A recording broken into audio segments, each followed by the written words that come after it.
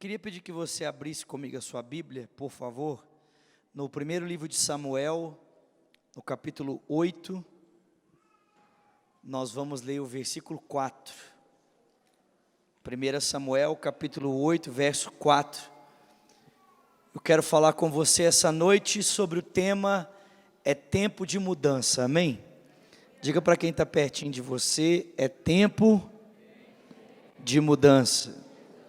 Amém, queridos? 1 Samuel, capítulo 8, versículo 4. Essa semana é uma semana muito importante para nós, amém, queridos? Precisamos de muita graça, sabedoria e estamos em oração, porque em poucos dias nós estaremos escolhendo o curso da nossa nação para os próximos 4 anos. Então eu quero, como instrumento de Deus nessa noite, ajudar você a tomar um pouquinho mais de consciência a respeito desse tempo e de como nós, como cristãos, podemos nos posicionar a fim de sermos um instrumento para a mudança desse país, amém, queridos? 1 Samuel capítulo 8, verso 4 diz: As autoridades de Israel reuniram-se e foram falar com Samuel em Ramá, e lhe disseram: Tu já és idoso, e os teus filhos não andam nos teus caminhos. Escolhe agora um rei para nós, para que nos lidere à semelhança das outras nações. Amém? Pai Celestial, fala conosco aqui nessa noite, nós te pedimos isso em o nome de Jesus. E quem crê, diga amém. Irmãos, esses 2 pequenos versículos nos apresentam um pouco do contexto histórico que a nação de Israel estava experimentando naquele tempo em que Deus decidiu levantar Davi como resposta para a nação. A primeira realidade que o texto apresenta para nós é que a nação de Israel vivia um contexto de crise no aspecto religioso. O texto diz que as autoridades se aproximaram de Samuel e disseram: olha, os teus filhos não andam mais nos teus caminhos, por isso nós precisamos de um rei, uma autoridade que nos lidere ao modelo das outras nações. Irmãos, se você estudar um pouquinho o texto bíblico, você vai descobrir que, na verdade, essa crise religiosa em Israel já vinha de muito tempo. Essa crise religiosa já havia começado no tempo de Eli, que era o sacerdote, o profeta, antes de Samuel. O texto bíblico diz que a crise começou porque, em primeiro lugar, Eli perdeu a sua capacidade de ouvir e entender a voz de Deus. Ele foi se tornando negligente quanto ao templo, foi se tornando negligente quanto ao serviço do templo, e ele foi se tornando negligente também ao disciplinar os seus filhos, porque o texto bíblico diz que os filhos de Eli roubavam o templo, roubavam as ofertas do templo e se deitavam com as mulheres para se prostituir.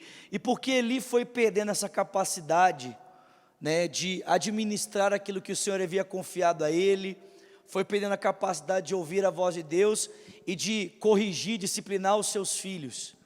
Então ele perdeu também a capacidade de ouvir a voz de Deus.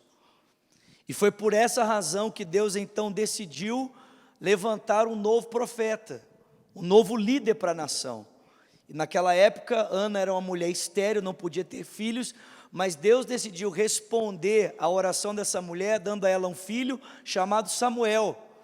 E quando ele ainda tinha poucos anos de idade, ele foi consagrado ao Senhor, e quando atingiu uma certa idade, então, o Senhor começou a chamar Samuel. E ele percebeu então que Deus estava apontando um novo curso para a nação, através daquele menino. E o texto diz que Samuel vai crescer, ele vai ser obediente, o povo vai respeitá-lo porque vai considerá-lo um grande homem de Deus. Só que passado o tempo, seus filhos nascem. E ao invés, irmãos, dos filhos de Samuel seguirem os caminhos do seu pai, seguirem a conduta do seu pai, o texto bíblico diz que os filhos de Samuel vão seguir os caminhos dos filhos de Eli. Eles vão se tornar tão corruptos quanto os filhos de Eli. eles também vão roubar o templo, eles também vão roubar as ofertas, eles também vão se prostituir. E é por essa razão que a liderança da nação está diante de Samuel dizendo: olha, não dá para os seus filhos conduzirem a nação, porque os seus filhos não são como você, eles são corruptos, eles são desonestos, eles não temem a Deus. Nós precisamos de uma outra liderança, de uma liderança que de fato leve a nação para um outro lugar, para uma outra condução. Então, em primeiro lugar, irmãos, o povo de Israel vivia uma crise religiosa, uma crise que havia começado já lá no tempo de Eli e estava se estendendo agora para os dias de Samuel. Só que o povo não vive apenas uma crise religiosa. O texto mostra para mim e para você que o povo também vive uma crise social, uma crise civil. Porque o texto deixa muito claro para mim e para você quais são os parâmetros que a nação, as autoridades estão escolhendo para eleger o seu representante. O texto diz: queremos um rei que nos lidere no modelo das outras nações. Percebe, irmãos, Deus havia escolhido Israel com um propósito, amém, queridos? Israel foi escolhido para ser a luz de Deus para todas as nações. E automaticamente Deus havia determinado, estabelecido que aquele que fosse o governante, aquele que fosse o rei sobre Israel, seria o próprio representante de Deus. Ele seria a figura que representaria o governo de Deus sobre a nação. Se você ler o Salmo de número 2, você vai ver isso. O Salmo 2 começa dizendo: porque se enfurecem as nações e os povos tramam em vão, os reis da terra conspiram contra o Senhor e contra o seu ungido, dizendo: vamos quebrar o seu jugo, vamos quebrar o poder dele sobre nós. Aí o texto diz: do seu trono o Senhor zomba dos seus inimigos. Por quê, irmãos? Porque diretamente a autoridade de Deus estava relacionada à autoridade do rei, do governante. Ele havia sido instituído para ser a representação do próprio governo de Deus entre a nação. Só que, irmãos, quando os filhos de Israel decidem ter governantes como os governantes das outras nações, eles estão decidindo não mais pela autoridade de Deus do controle. Eles estão decidindo por um outro tipo de governo, por um outro tipo de autoridade. Porque nas outras nações, o rei é o próprio Deus. Ele não representa Deus, ele é o próprio Deus. Em outras palavras, eu poderia dizer para você que a nação de Israel estava escolhendo se tornar naquele momento uma nação secularizada. O que é isso? É que Deus naquele momento estava deixando de ser referência para decidir o presente e o futuro. Israel estava dizendo: nós queremos um rei como das outras nações, nós não queremos mais ter Deus como referência para decidir o presente e nem o futuro. Israel vive uma crise religiosa, Israel vive uma crise social, e você já sabe, Israel vai viver uma crise política, porque o primeiro rei que Deus vai estabelecer para ser o governante da nação de Israel vai se chamar, o que, irmãos? Vai se chamar Saul. E vocês se lembram qual era a profissão de Saul antes de se tornar governante de Israel? Vocês se lembram? Vocês se lembram? Ele pastoreava jumentos. Por que Deus escolheu Saul para pastorear Israel, irmãos? Por que você acha que Deus escolheu Saul e o colocou no trono? Porque Deus deu um pastor de jumento para uma nação. Aí você que falou, amém? Não fui eu, né? Mas, irmãos, você deve se lembrar da trajetória de Saul. Ele começou muito bem, se sentindo incapacitado para aquele posto que o Senhor o havia designado e ungido para isso. Mas com o passar do tempo, Saul foi se orgulhando das suas conquistas. E ele começou já não então mais depender da instrução de Deus, mas depender do seu próprio conselho e da sua própria vontade. E é por essa razão, irmãos, que Deus o tirou do trono para estabelecer alguém melhor do que ele no seu lugar. E por que eu estou falando tudo isso com você? Porque eu penso, irmãos, que esse texto retrata muito alguns aspectos do nosso país nos nossos dias. Esse texto tem muito a ver com a realidade que nós estamos vivendo agora. Por quê, irmãos? Porque a maior crise do nosso país não é política, irmãos. E a maior crise do nosso país também não é uma crise civil.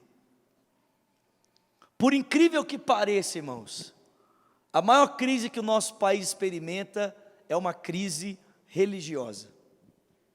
Por quê, irmãos? Porque nós não estamos obedecendo e cumprindo o nosso papel como cristãos pertencentes a uma nação chamada Brasil. É nossa responsabilidade como cristãos sermos o sal da terra e a luz do mundo, sim ou não, queridos? Mas o que acontece se a gente não salga e se a gente não ilumina? O que acontece se o sal se torna insípido, irmãos? Ele não serve para nada, senão para ser jogado fora e ser pisado pelos homens. O que acontece se a luz não ilumina, se ela se omite, se ela se esconde? O que acontece, irmãos, é que se a luz se esconde, se ela se omite, as trevas tomam conta. E se hoje o Brasil está como está, irmãos, muito do que acontece no nosso país é culpa nossa. Porque o crescimento dos evangélicos no país, daqueles que professam a fé em Jesus Cristo, deveria significar a transformação dessa nação, irmãos. Sim ou não, queridos? Deveria significar o nosso posicionamento para a transformação da sociedade como um todo. Mas, irmãos, é impressionante, quanto mais nós crescemos, menos relevantes muitas vezes nós nos tornamos. Só para você ter uma ideia, hoje, no Brasil, irmãos, eu não estou generalizando, dizendo que todas as igrejas não fazem o seu papel, amém? Mas, irmãos, eu estou aqui expondo uma triste realidade da qual eu e você fazemos parte, amém? Mas preste atenção, a taxa de divórcios nas igrejas hoje, em alguns estados, é maior do que a taxa de divórcio fora das igrejas, irmãos.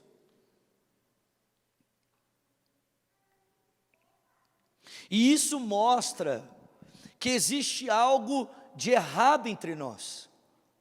Existe algo errado acontecendo conosco. E aí, ouvindo, algum tempo atrás, um grande pregador, né? Vou fazer o meio de campo para o Du conseguir trazer ele aqui também, porque eu tenho certeza que vai ser uma bênção para os irmãos. O Hernandes Dias Lopes, quem conhece Hernandes Dias Lopes aqui? Né? Vamos trabalhar para, né, ele vir aqui também, amém, irmãos? Esse é benção, amém? Né? Porque, irmãos, eu admiro o pastor de vocês, amém? Vocês podem aplaudir o pastor de vocês? Aplauda forte, por favor.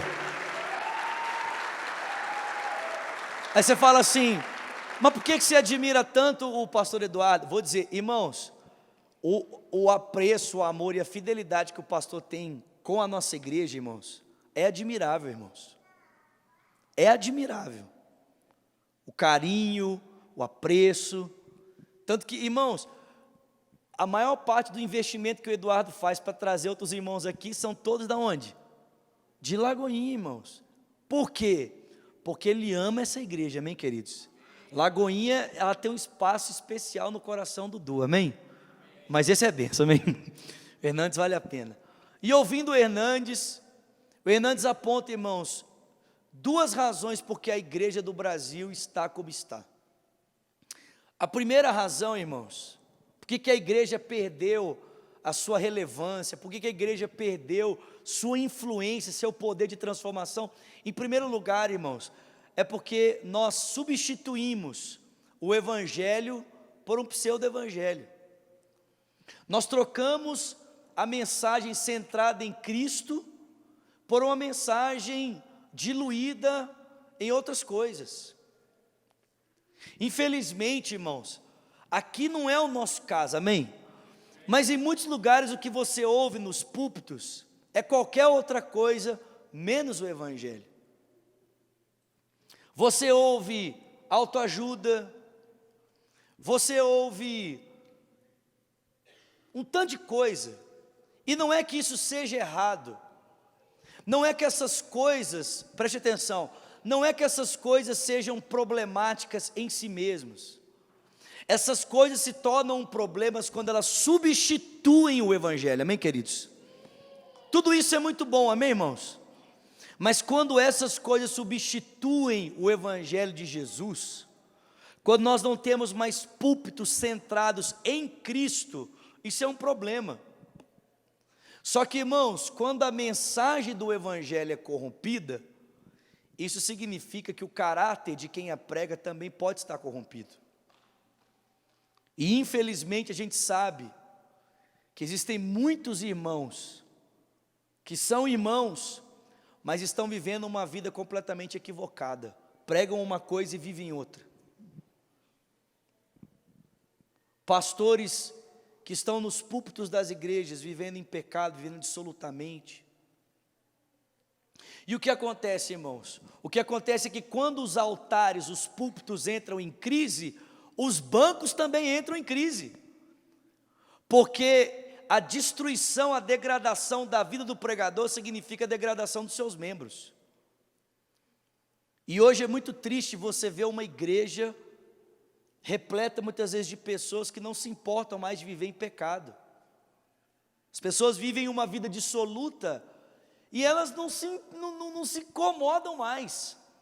O pastor Lucinho fala que antigamente as pessoas pecavam e elas faziam de tudo para esconder o seu pecado. Hoje as pessoas pecam e elas publicam o seu pecado na rede social. Porque falta temor, amém, queridos? Falta temor. E essa crise, irmãos, que a igreja do nosso país enfrenta, vai refletindo em outros setores. Reflete na crise moral do país. Nunca a moralidade, a ética da nação foi tão debatida como nos nossos dias. E acaba refletindo em uma crise política, irmãos. O problema do nosso país, irmãos, não começa pela política, ele deságua na política. Porque infelizmente nós só temos os governantes que nós escolhemos. O que mostra que os nossos valores norteiam a decisão de quem está no poder. E foi num cenário tumultuado, caótico como esse, que Deus levantou um menino para ser resposta para uma nação. Foi no cenário caótico como esse, que Deus levantou um menino chamado Davi, que tinha apenas 17 anos, 16 anos, quando Deus o escolheu para ocupar o posto mais importante da nação, o seu governo. E a pergunta é: será que Deus pode contar conosco para esse tempo, irmãos? Será que Deus pode contar comigo, com você para esse tempo? Para sermos resposta para uma transformação legítima para o nosso país, sim ou não? Irmãos, Davi estava entre os improváveis. Davi estava entre aqueles que ninguém acreditava. Porque o texto bíblico diz para mim e para você que quando o Senhor enviou o profeta Samuel até a sua casa, para escolhê-lo para ser o próximo rei, em primeiro lugar, irmãos, Davi foi menosprezado pela sua própria família. A família dele não acreditava nele. O texto bíblico diz que o seu pai Jessé preferiu passar todos os seus irmãos diante do profeta. E quando o profeta olhou para ele e disse: ó, nenhum desses Deus tem escolhido, aí o pai de Davi então se lembrou dele. A própria família de Davi não acreditava nele. Segundo, irmãos, a nação não acreditava nele, porque Davi não preenchia os requisitos que a nação esperava de um rei que pudesse representá-la. Quando a nação quis escolher alguém, escolheu alguém forte, alto, que se destacava entre o povo. Davi era pequeno, de gentil aspecto e ocupava o posto de pastor de ovelhas. Davi não preenchia os requisitos, irmãos, para sua família.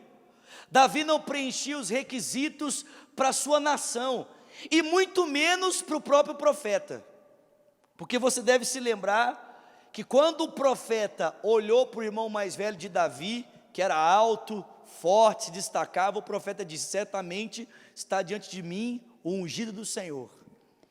E aí o texto bíblico diz que o Senhor falou para ele: não atente para a sua aparência, e nem para a sua estatura. E esse é o texto que eu mais gosto na Bíblia, né? Não atente para a sua aparência, nem para a sua estatura. Louvado seja Deus. Porque eu não vejo como o homem vê, porque o homem vê o que está diante dos seus olhos, eu, porém, o Senhor, vejo o coração. Talvez você olhe para você, talvez a gente olhe, né? A gente se olhe no espelho e diga: o que eu posso fazer? Talvez a gente não tenha nenhum tipo de qualidade que de repente as pessoas, a sua família, e até mesmo talvez algum poder religioso possa olhar para nós e dizer: ó, esse cara pode ter a competência para fazer alguma coisa por esse país. Mas irmãos, deixa eu dizer uma coisa: foi esse Davi que Deus escolheu. E sabe qual a recomendação que o texto bíblico diz que Deus procurou nele para que pudesse representá-lo? O texto diz que Deus achou em Davi um homem segundo o seu coração. Foi essa a única coisa, queridos. A única coisa que Deus achou em Davi foi: encontrei em Davi alguém que tem o meu coração. Será que Deus pode dizer isso de mim, de você? Achei no Eduardo um homem segundo o meu coração. O que é coração na Bíblia? Provérbios 4 diz: de tudo que se deve guardar, guarda o seu coração, porque dele procedem as fontes da vida. Irmãos, coração tem a ver com desejo, coração tem a ver com pensamento, coração tem a ver com vontade, coração tem a ver com planejamento, coração tem a ver com sonhos. Quando Deus diz: achei em Davi um homem segundo o meu coração, Deus estava dizendo: achei em Davi alguém que tem sentimentos como os meus, achei em Davi alguém que tem pensamentos como os meus, planos como os meus, vontades como as minhas, desejos como os meus. Será que Deus pode dizer isso de mim, de você essa noite? Que nós temos projetos que se alinham aos projetos de Deus para um país, que nós temos sonhos que se alinham aos sonhos de Deus para um país, que nós temos vontades que se alinham às vontades de Deus para essa nação. Foi isso, irmãos. Tudo que Deus achou em Davi foi um cara que tinha um coração como o coração dele. E porque Davi tinha um coração como o coração de Deus, porque Davi tinha sonhos, planos e projetos como os projetos de Deus, Deus o levantou para transformar uma nação. Deus o levantou para transformar a história de um povo.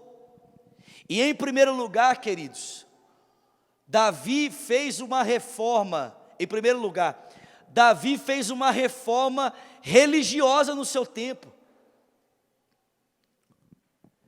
Porque Davi, em primeiro lugar, ele transformou Jerusalém na capital do império. O texto bíblico diz que ele trouxe então a arca do Senhor de volta e estabeleceu um templo, um tabernáculo de culto, de adoração a Deus. E o texto bíblico diz que Davi foi a primeira pessoa no texto bíblico a estabelecer um culto ao Senhor, de 24 horas por dia, de 7 dias por semana, realizado com música. Davi foi a primeira pessoa a remover do tabernáculo as barreiras para que as pessoas estivessem próximo da arca, e ele colocou os próprios levitas em volta da arca de Deus, para que pudessem adorá-lo em turnos, 24 horas por dia, 7 dias na semana. Davi, em primeiro lugar, reformou todo o sistema religioso da nação.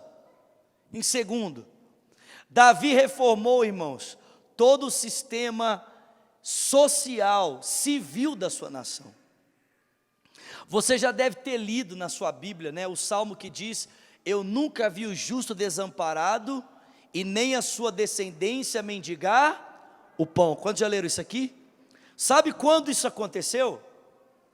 Isso aconteceu quando Davi foi rei sobre a nação de Israel. Sabe por quê? Porque havia justiça. E a justiça proporcionou que todas as pessoas da nação fossem amplamente supridas em todos os aspectos da sua vida. Irmãos, leia a história de Davi e a história do seu filho Salomão. Irmãos, Davi deixou um governo tão estruturado para o seu filho, que a nação de Israel alcançou o seu apogeu econômico nos tempos de Salomão, se tornando a maior potência daquela época. Eu posso dizer para os irmãos que Israel, no tempo de Salomão, era os Estados Unidos daquela época, irmãos. A nação que influenciava todas as nações da terra. Até a rainha de Sabá, a rainha da Etiópia, veio a Salomão para ver a grandeza do seu reino e a sabedoria com a qual ele presidia a nação. Davi transformou a realidade de um povo, irmãos. E por último, Davi transformou o cenário político da sua nação. Queridos, quando você abre o Novo Testamento, principalmente o Evangelho de Mateus, você vai descobrir que Mateus olha e ele proclama para nós Jesus como o rei do povo de Israel, o rei messiânico, o rei que veio para reinar sobre o povo de Deus. Sabe o que é interessante? Sabe qual é o paradigma que o texto bíblico usa para ilustrar esse reino que vai ser estabelecido e que já começou a ser estabelecido por Jesus Cristo? Sabe qual é o paradigma? É o reino de Davi. O próprio reino do Messias, o próprio reino do Senhor Jesus Cristo é ilustrado para nós, irmãos, em um paradigma, em um modelo. E que modelo é esse? Que paradigma é esse? O paradigma do reino de Davi. Jesus é o rei que vem e ele estabelece o trono de Davi sobre todas as nações da terra. Irmãos, o reino de Davi foi tão influenciador para o seu tempo, que o próprio reino de Jesus é ilustrado a partir do reino dele. Deus transformou uma nação, queridos, a partir de um menino de 17 anos, que tinha um coração como o coração de Deus, e se permitiu ser usado por Deus para ser um reformador do seu tempo. E eu pergunto para você nessa noite, será que Deus pode contar com você? Será que Deus pode contar com você para mudar o curso dessa nação? Sim ou não? Aí você pode dizer, pastor, como é que eu posso fazer isso? Eu, cidadão aqui de Barueri, cidadão aqui de São Paulo, o que é que eu posso fazer para mudar o curso de uma nação? Em primeiro lugar, você pode votar consciente. Domingo agora, todos nós vamos estar diante de uma urna eletrônica para escolhermos os nossos candidatos à presidência, ao governo, senadores, deputado estadual e federal. E, irmãos, se nós tivermos coerência para votar, nós já podemos levar o nosso país para um rumo diferente, amém, queridos? Então eu quero aqui te dar alguns conselhos para que você use o seu direito de cidadania para transformar um país. Primeiro, na hora de votar, tenha certeza que a pessoa que você quer votar não está envolvida em escândalos políticos. Existe um site que você pode consultar se a ficha do seu candidato ela está limpa, se o nome dele não consta em escândalos de corrupção, se ele já não usou o poder público para o seu alto benefício. Esse é o primeiro paradigma, irmãos. Vai atrás de saber quem que é o seu candidato, se ele é honesto. Segundo, não vote em alguém só porque essa pessoa é cristã. Que isso, pastor? Sim, Porque, irmãos, infelizmente a gente está vendo muitos cristãos que estão concorrendo a cargos no poder da nossa nação, que apesar de serem cristãos, defendem valores que não têm nada a ver com o cristianismo. Ou você concorda que a nossa nação passe por um infanticídio, né, com o nome de aborto? Ou você espera que a nossa nação tenha os seus entornos controlados no que diz respeito às drogas pela sua legalização? Então, irmãos, preste atenção.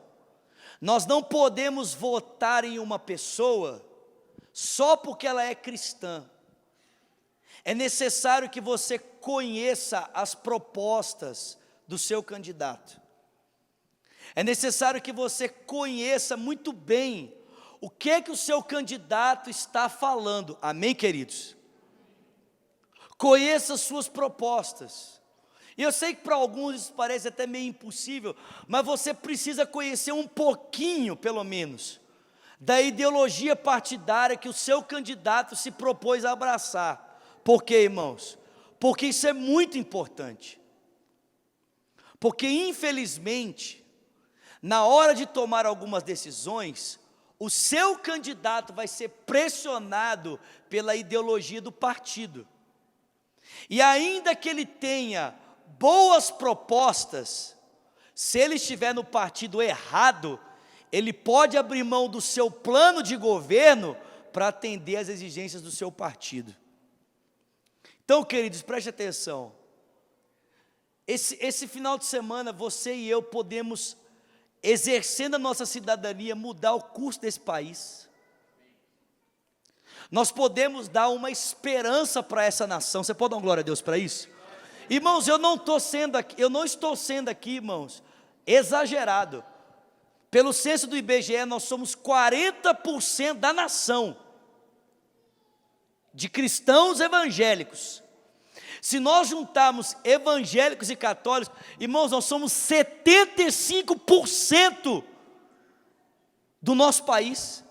Será que nós podemos mudar o curso dessa nação? Será que nós podemos mudar o curso desse país?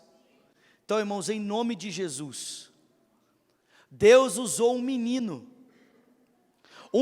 que não era valorizado nem pela família dele, um menino que não era valorizado nem pela sociedade civil e nem pelos órgãos religiosos, mas, irmãos, aquele menino virou uma nação de cabeça para baixo, e Deus pode usar a mim e a você para transformarmos o curso dessa nação. Amém, queridos? Vote consciente, vote com sabedoria, em nome de Jesus. Amém? E, irmãos, para nós encerrarmos aqui, irmãos, nós precisamos nos engajar mais na sociedade que nós estamos inseridos. Nós precisamos ser uma igreja mais engajada, irmãos. A gente fica lamentando as propostas que a gente vê, mas a pergunta é: quando os vereadores da sua cidade estão lá para decidir os valores que vão legislar sobre a cidade, você está lá? Quantos de nós estamos lá para participar? Quando o conselho municipal do seu bairro se reúne, quantos de nós estamos lá? Quantos de nós pais estamos participando ativamente do conselho de governo das escolas que os nossos filhos estudam? Irmãos, preste atenção, nós precisamos ser uma igreja mais engajada, porque escute aqui, querido, nessas discussões, as outras ideologias partidárias estão sempre presentes. Na hora de decidir o conselho de ética sobre a escola do seu filho, você pode ter certeza que um representante de outros movimentos ideológicos vão estar lá. Quando o conselho do seu bairro se reúne para conversar, você pode ter certeza que outras ideologias vão estar lá. Quando os vereadores se reúnem, outras ideologias estão lá, mas aonde estão os cristãos? E sabe o que é triste? É que muitas vezes nós estamos engajados apenas nas nossas programações e esquecemos que, além de cristãos, somos cidadãos de um país, e que nós precisamos exercer a nossa cidadania de maneira cristã nos lugares de influência da nossa nação, irmãos. Nós não podemos nos fechar dentro das nossas quatro paredes apenas em todas as nossas próprias programações. Nós precisamos ter voz nesses lugares, amém, queridos? E eu não digo voz apenas através de representantes cristãos, eu estou falando de cristãos, cidadãos que vão lá reivindicar o seu direito como cidadão. Então, irmãos, em nome de Jesus, não fique de braço cruzado, se engaje, querido. Não fique esperando que alguém faça você, amém, meus irmãos? Não fique esperando que um pai se levante você. Não fique esperando que alguém te represente, vá você. Irmãos, se nós fizermos isso, o nosso país vai ser diferente, amém, queridos? Se nós começarmos a usufruir dos lugares que nós temos direito, mas temos nos escusado, porque muitas vezes estamos muito focados nas nossas próprias programações e esquecemos de ser cidadãos cristãos além das portas da igreja. Deus pode mudar essa nação, queridos, e Ele quer usar a mim, Ele quer usar você, amém? Fica de pé no seu lugar, por favor. E a gente olha para a história da igreja, preste atenção, a gente olha para a história da igreja, e a gente percebe que quando cristãos se posicionaram dessa forma, irmãos, grandes transformações aconteceram. Exemplo, essa semana eu estava assistindo um filme que conta a história de Nelson Mandela, a política do apartheid. Você sabia que Nelson Mandela é um cristão? Um cristão que decidiu se posicionar na arena pública, dizendo não, nós não aceitamos que na nossa nação os negros sejam tratados com inferioridade em relação aos brancos. Reivindicamos direitos iguais, de cidadania igual, de voto igual para negros e mulheres. Um cristão que mudou a história de um país. Você pode dar glória a Deus por isso? Olhe para os Estados Unidos, um homem chamado Martin Luther King, que disse, né, eu tenho um sonho de ver uma nação para as minhas filhas, em que o valor de um homem não será medido pela cor da sua pele, mas pela solidez do seu caráter. Irmãos, que frase, irmãos. Eu tenho um sonho de ver uma nação que será entregue às minhas filhas, uma nação em que o valor de um homem não será medido pela cor da sua pele, mas pela solidez do seu caráter. E se hoje você vê na história dos Estados Unidos um negro ter sido presidente, atribua isso a um pastor negro que decidiu se tornar alguém militante no cenário público de um país. Olhe para a Inglaterra. E se você vê a escravidão sendo encerrada na Inglaterra, atribua isso a um advogado cristão, William Wilberforce. E por que isso não pode acontecer nesse país, irmãos? Será que isso não pode acontecer no Brasil? Será que isso não pode acontecer nessa nação? Será que é uma utopia o que eu estou pregando aqui para os irmãos? Não é, queridos. Deus pode me usar, Deus pode te usar. Ele usou um menino de 17 anos, desacreditado pela sua família, pela sociedade civil, pelo poder religioso, mas esse menino tinha um coração voltado para o coração de Deus, e por causa disso Deus transformou esse menino no maior rei que essa nação um dia já conheceu. Deus pode fazer o mesmo.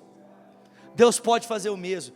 Deus pode transformar aquela escola perto da sua casa, que você olha para ela e só vê falência, só vê destruição, os meninos sendo analfabetos funcionais. Deus pode mudar aquele contexto, sabe como? Com você, se engajando pela educação daquele lugar, lutando pelos direitos daquele menino, quando ninguém está lutando, fazendo vista grossa. Irmãos, nós precisamos parar de dependermos do estado do nosso país e começarmos a fazer o nosso papel, irmãos, e a começarmos a transformar os cursos dessa nação, amém? Glória a Deus. O voto é só uma coisa, o mais importante é o nosso comprometimento. Nos comprometemos por um país, amém? Nos comprometemos por uma nação. Eu não sei você, mas tem 2 hinos que sempre me emocionam, né? Não é à toa, né? O primeiro hino que me emociona é o hino brasileiro. Irmãos, toda vez que eu canto o hino nacional, eu choro. Todas as vezes. Eu canto o hino nacional chorando. E o segundo hino que me emociona muito é o hino dos Estados Unidos. Sempre gostei. E Deus me fez casar com uma americana. Olha que maravilha. Mas olha essa frase do hino. O hino fala que, se preciso, nós iremos lutar pelo nosso país até a própria morte. Iremos lutar por esse país, irmãos, até a própria morte.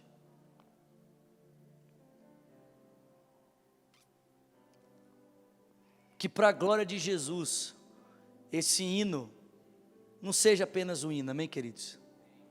Que a gente não esteja aqui apenas para um país a nosso serviço, que a gente esteja aqui também para servir um país. Que a gente não queira apenas uma nação a nosso serviço, mas que a gente também esteja disposto a servir uma nação.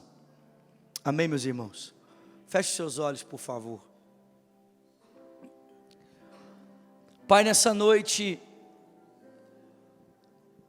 juntamente com os meus irmãos, eu quero te louvar, porque o Senhor, através da sua palavra, está abrindo os nossos olhos para um tempo, para um momento tão importante que o nosso país está vivendo, Senhor. Pai, nos próximos dias, cargos importantíssimos dessa nação serão decididos. Estaremos diante de uma urna, Senhor, para elegermos aqueles que vão nos representar nos altos cargos dessa nação. E Pai, a nossa oração é para que o Brasil mude, Senhor. A nossa oração, o Senhor já tem feito algo maravilhoso por essa nação. Nós olhamos, ó Deus, para a eficiência da Lava Jato, para a eficiência com que a Polícia Federal tem, Senhor, exposto os crimes de corrupção, e te louvamos por cristãos eficazes que estão ali, como o Deltan, procurador, Senhor, um cristão comprometido contigo e pela tua palavra, que decidiu colocar, ó Deus, a sua voz no cenário público para transformar a realidade de um país. Pai, nós te pedimos, continua a limpar, Senhor, a nossa nação, continua a limpar, Senhor, esse país, e usa, Senhor, o nosso voto para isso. Usa o nosso voto, Senhor, para depor aqueles, ó Deus, que não merecem estar ali, pela dureza do seu coração, pela malignidade do seu coração, por projetos de destruição, e para estabelecermos aqueles que respeitam os princípios que a tua palavra nos ensina para a governança, que o magistrado é estabelecido para punir os maus e para louvar os que são bons. Deus, que nós tenhamos, ó Deus, autoridades que estejam interessadas realmente na punição do mal e na promoção do bem. Em Deus, acabar com a maldade e na promoção da justiça, Senhor. Em nome de Jesus, nós oramos, Senhor, para que nenhuma cegueira, oramos, ó Deus, para que nenhuma falsa influência, oramos, Senhor, em nome de Jesus, para que nenhuma distorção da mídia venha nos influenciar na nossa consciência sã para o ato de exercer cidadania do voto. Mas eu também oro, Senhor, por Lagoinha Alphaville e também pelas demais Lagoinhas e outras igrejas de São Paulo, para que elas se posicionem, Senhor, na sociedade. Senhor, em nome de Jesus, levanta pais aqui que vão ficar inconformados e vão participar de reuniões, ó Deus, para a elaboração do projeto de educação, Senhor. Pais, ó Deus, que vão estar ali engajados nas escolas, participando de reuniões, influenciando, ajudando. Cristãos que vão participar de reuniões, ó Deus, públicas, ó Deus, para opinar, para influenciar, para fazer a diferença. Senhor, em nome de Jesus, que não estejamos apenas voltados para nós, para as nossas programações, mas, Pai, que tenhamos um cristianismo relevante para a cidade, um cristianismo que se importa. Deus, continua abrindo as portas para o pastor Eduardo, para sentar com prefeitos, para sentar com o governador, Senhor. Pai, continua abrindo portas, ó Deus, para que ele seja um homem influente, ó Deus, nessa cidade, nesse estado, para que ele possa participar dos altos escalões, para influenciar, aconselhando, ó Deus, ó Pai, o ato da decisão, ó Deus, para influenciar, ó Deus, nos planejamentos do Estado como um todo, para a glória do Teu nome, Senhor. Faça isso, Pai querido. Não queremos ver uma nação se perder pelo nosso silêncio. Como disse Martin Luther King, Senhor, o pior do que a voz dos injustos é o silêncio dos justos. Pior do que a corrupção dos corruptos é a falta de justiça dos corretos. Não queremos ver um país se perder pelo nosso silêncio e pela nossa falta de ação. Usa-nos, Pai, usa-nos para a honra e para a glória do Teu nome, em nome de Jesus. Levante as suas mãos e vamos